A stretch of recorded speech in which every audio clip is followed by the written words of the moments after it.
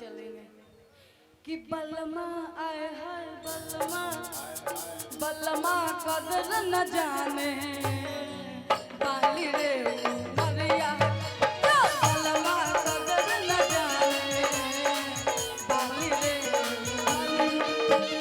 कपले जोगा के राखी कपले जोगा के राखी हई सुघर शरीरिया के बलमा बलमा बलमा कदर न जाने बाली रे मरिया रे बलमा कदर न जाने बाली रे मरिया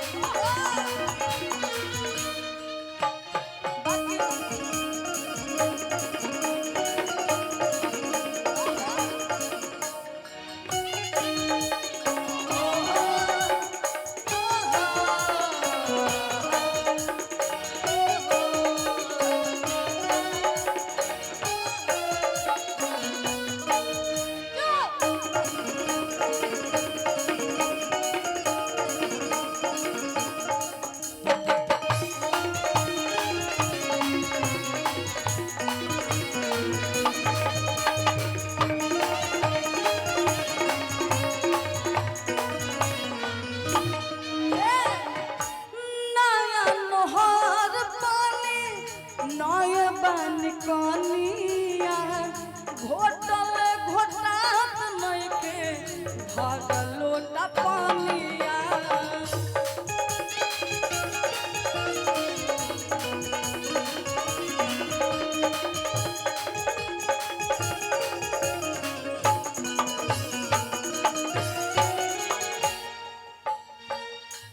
नया नहर पानी नया पानी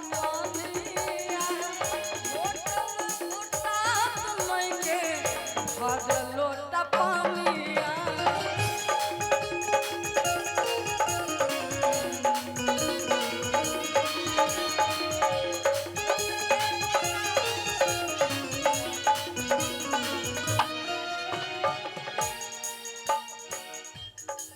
करखौली पंचायत के सरपंच साहब जी के तरफ से बहुत सारा प्यार आशीर्वाद पुरस्कार है। बहुत बहुत धन्यवाद।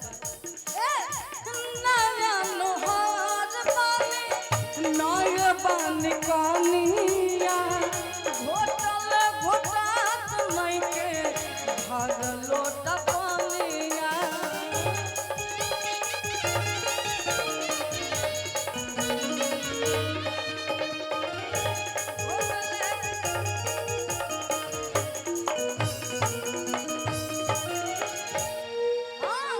कपले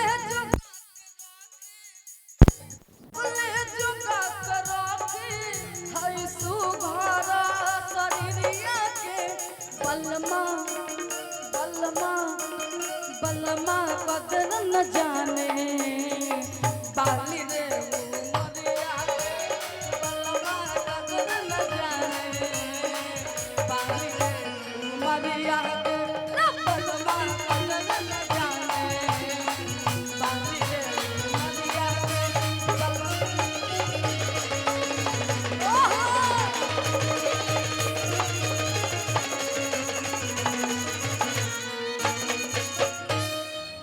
आइए एक सॉन्ग और फिर हमारे हम चाहेंगे कि रघु बहुत देर से बैठे हैं। तो आइए Raghu Babu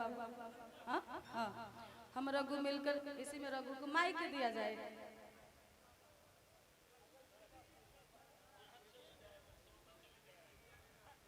hello hello hello hello hello hello hello hello इसका वोकल उठाइएगा आप। और हेलो हेलो